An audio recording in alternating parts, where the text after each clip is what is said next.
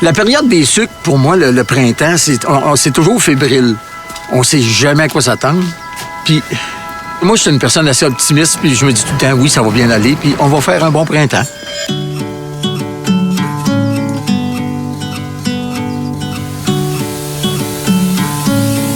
Une grosse journée là, pour un producteur acéricole, là, c'est que ça commence la nuit avant, parce que là, tu veux mettre tes machines parfaitement en ordre, tu veux que tout soit propre, tout soit nettoyé pour avoir une grosse journée. En acériculture, là, on fait notre année en 25-30 jours. Puis dans ce 25-30 jours-là, il y a 10 journées qui sont critiques. Il y a 20 journées que ça coule un peu, puis c'est des journées normales. Puis il y a 7, 8, 10 vraies journées de sirop. Tu fais 70 % de ton année en 10 jours. C'est un peu impensable pour le commun des mortels. Donc, c'est vraiment de se dire qu'il faut être prêt pour des journées d'enfer, il faut être prêt pour la guerre, pour ces 10 journées-là, puis il faut être très en forme. Fait que le matin, à 5h, 6h, on s'assure là, vraiment que tout est prêt et la coulée va commencer à 8h, 8h30, 9h, dépendamment. Ça peut être à 11h, puis ça peut être à 8h le matin. Et là, on va démarrer les pompes. Puis, 2h, 3h après, on va commencer l'évaporation. Ça veut dire vers midi, 11h30, midi, on commence à faire du sirop. Et là, on y va rondement. Eh bien, c'est parti. On allume.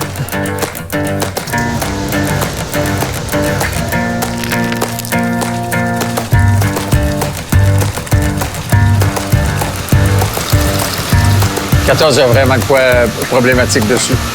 À part ça, pour le reste, ça me semble assez bien. Moi, j'irais travailler dans les 200. Maintenant, avec les moniteurs, on est capable d'avoir des informations dans le bois, énormément d'informations qu'on peut cumuler. Puis après, les sucres, on les étudie attentivement avec nos conseillers et on va faire des améliorations pour ne pas revivre les mêmes problématiques. Bingo. C'est bon. Ouais. T'as ça? C'est ça.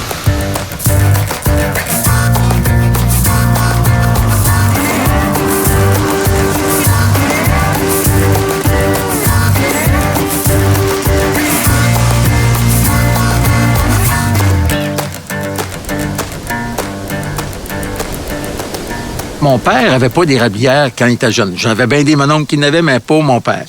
Mon père aimait ça au bout. C'était plus fort que lui, le printemps, fallait aller entailler. Écoute, puis j'étais j'étais pas capable de traîner les chaudières, j'étais bien trop petit. Mon père venait me chercher à l'école le matin parce que ma mère était enseignante, fait que pas question de manquer l'école pour aller voir des érables.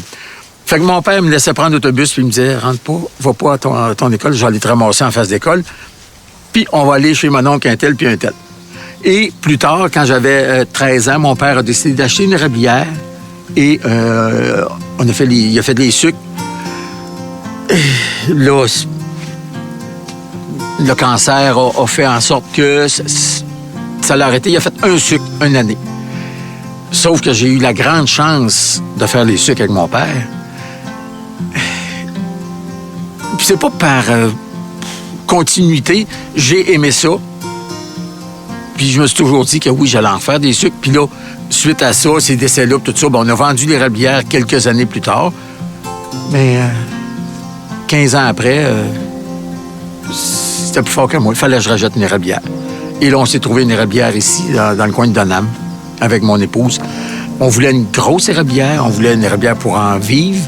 On est tombé ici par enchantement. Une érablière de 10 000 en taille au début. Tout était désuet.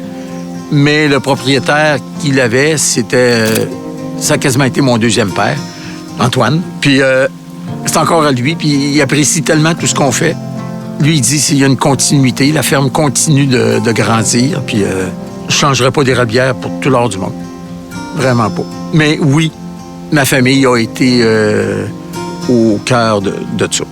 Fait que je me dis, quand j'amène mes enfants à cabane à sucre, tout petit, peut-être que je fais un petit bout de travail qui va rapporter un jour à la filière acéricole du Québec. Si ça va être à mal pour le chemin de la cabane à sucre, donc quand on était petit, on débarquait de l'autobus. Puis là, pour décider si on allait à cabane à sucre ou à maison, mes parents venaient, puis dans la journée, ils posaient un flag sur la boîte à mal. Donc là, le chauffeur d'autobus savait qu'il fallait qu'il arrête ici. Puis là, nous autres, on marchait avec nos petits sacs d'école, puis on allait jusqu'à la cabane à sucre.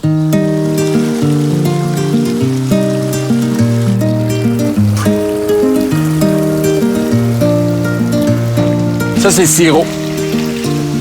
Quand le mercure est égal au niveau du sirop, c'est 66. 65,9, 66 de sucre. Du sirop, c'est entre 66 et 67. Donc, c'est sécuritaire de le mettre à 66,5, 0,7.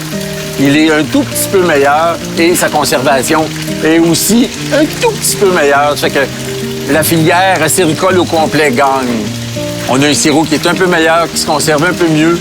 Et le client, le consommateur, a un sirop un tout petit peu meilleur parce qu'il est un petit peu plus sucré et il a bouilli un petit peu plus longtemps.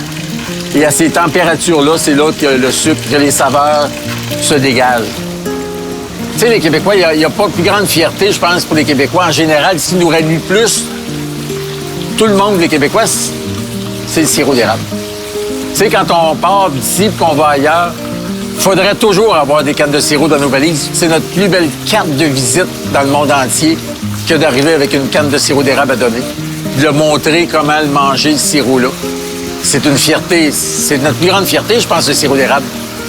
Il faut la protéger, il faut l'aimer, il faut la montrer au monde entier. On a quelque chose d'aussi beau que l'huile d'olive. Il n'y a rien de plus beau que de faire un produit qui est bon comme ça et qui rend le monde heureux puis qui sauve un peu la planète. Parce qu'on va compter tout le sirop que j'ai fait aujourd'hui puis on va l'évaluer en termes d'hectares de canne à sucre qu'on n'aura pas besoin de planter et peut-être même de bûcher. Moi, c'est une érablière, c'est une forêt qui nous nourrit. Fait qu'on n'a pas besoin de couper d'arbres. On les entretient. Il n'y a rien de plus beau que ça. Je suis toujours impressionné qu'un arbre debout comme ça me donne, là je le calcule en canne de sirop, 3 cannes et demie de sirop par entaille.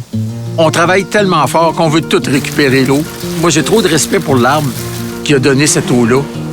Ben moi, ma job, là, c'est de la mettre dans la canne. J'ai pas le droit d'être nonchalant avec le produit que l'arbre me donne. Faut que je respecte trop l'arbre qui me l'a donné. C'est pas rien qu'économique, c'est bien plus. Mon grand-père disait, on n'a pas le droit de perdre une goutte de sirop.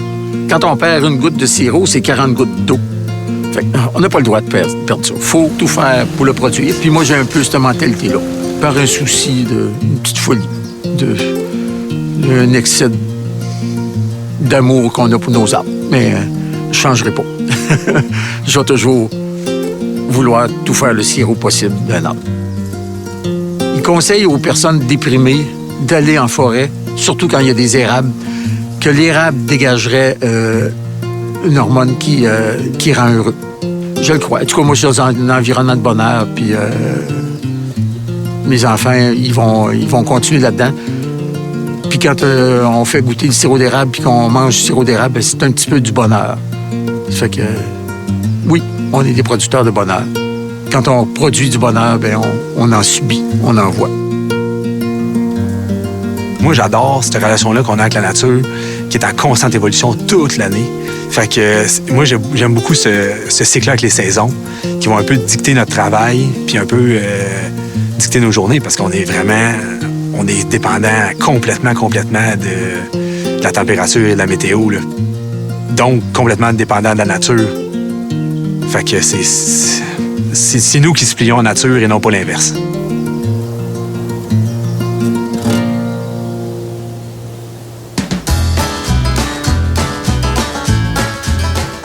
La rencontre avec ma conjointe Marie-Josée s'est faite, on se connaissait déjà très bien, mais je vais vous dire que le pouvoir d'un petit pot de sirop d'érable, mettons le premier qu'on fait au printemps, lorsque tu arrives dans le café étudiant, le lendemain que tu l'as fait et que tu le donnes à ta prétendante, ça a porté fruit, je peux vous le dire. Ça a donné 3 beaux enfants. Plus tard. Faut venir à la cabane si on veut voir notre père. Puis c'est correct, on se fait gâter en venant puis on donne un coup de main aussi, là. J'aimerais ça venir plus aider, mais il faut que je travaille aussi. Mais le soir puis la fin de semaine, on vient aider. On va cuisiner les repas s'ils ont besoin de bouffe. Puis on aime ça être présent. Puis on invite aussi les gens à passer à la cabane pour venir acheter directement leurs produits, là. Ben, mon père, c'est quelqu'un qui aime rire, qui est passionné de sirop d'érable. C'est souvent à table le soir, c'est un sujet qui revient. Fait que c'est un passionné, il aime tout le temps ça à faire des améliorations dans son bois. Puis il aime ça que ses enfants participent. L'intérêt de Léa Sam va vraiment en grandissant. Je la vois de plus en plus intéressée et impliquée Puis elle nous met vraiment de la bonne humeur. Dans Cabane à sucre, c'est un peu un petit clown. C'est vraiment le fun. Elle et sa blonde, qui sont des filles vraiment, là, j'ai envie de dire le mot important, dans le bon déroulement des sucres.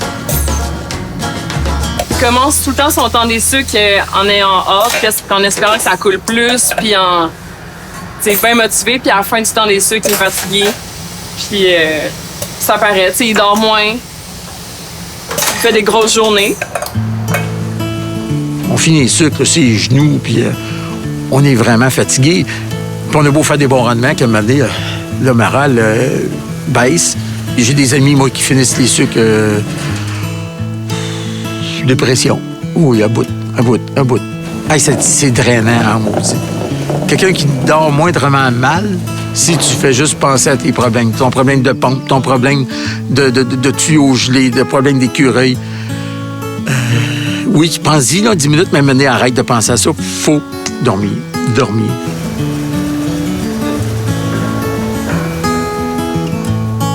Que mes jeunes s'impliquent, je veux dire, c'est le plus beau bonheur qu'on peut espérer d'un producteur. Je fais ça pour en vivre. C'est bien certain qu'il y a un aspect financier. Mais hormis ça, là, que ces érablières-là, un jour, puissent faire vivre mes enfants, mes petits-enfants, ça n'a pas de prix. Puis il y a quelque part que j'ai dû faire ma job parce que je les aime tellement, mes arbres, mon érablière, que mes enfants, j'ai réussi à le transmettre à mes jeunes. Pas pire. Moi, je suis content. Ça fait du sens pour moi. Je vois le transfert de l'entreprise puis la passation des rênes de l'entreprise de manière graduelle puis sur certains volets que je vais peut-être reprendre plus rapidement que d'autres. Au niveau de la gestion de l'entreprise, je pense que ça va venir plus vite de mon côté. Dans la cabane, mon père est excellent puis il est vraiment dans son élément aussi. Donc, je pense que, d'après moi, j'ai encore mon bouilleux pour plusieurs années, là. Donc, je pense que ça va être encore mon père qui va être en relève opérateur pendant longtemps. Je vais m'attendre de finir filtrer mon sirop avant, là. Ouais. Je peux lâcher financièrement au niveau des papiers, mais il va m'avoir encore bien des années. Voyons donc, une journée du mois de mars qui fait 6 degrés, pas être dans le bois, pas être à cabane à sucre, je veux dire, c'est impensable. Il faudrait que j'aille en Italie pour voir ça, parce que si je suis au Québec, c'est dans le bois, c'est dans l'érablière que je veux être. Il n'y a pas d'autre place que je veux être. On est tellement bien. Faut être optimiste. Percer 21 000 en taille, si t'es pessimiste, puis tu dis « Oh, ça va être une année de misère. » Si tu perces 21 000 en taille en disant « Ça va être une bonne saison, si c'est le fun, c'est encourageant », t'as du courage pour le faire. Fait que les gens pessimistes, je pense qu'ils n'ont pas d'érablière. Parce que c'est trop exigeant au niveau physique. Faut être un peu fou, un peu optimiste. Hein? Il faut un peu s'adoser sur les bords aussi, là, mais... Oui. C'est ça. Mais... Regarde le résultat à soir. Ouais. Il y a un méchant beau tout. Ouais.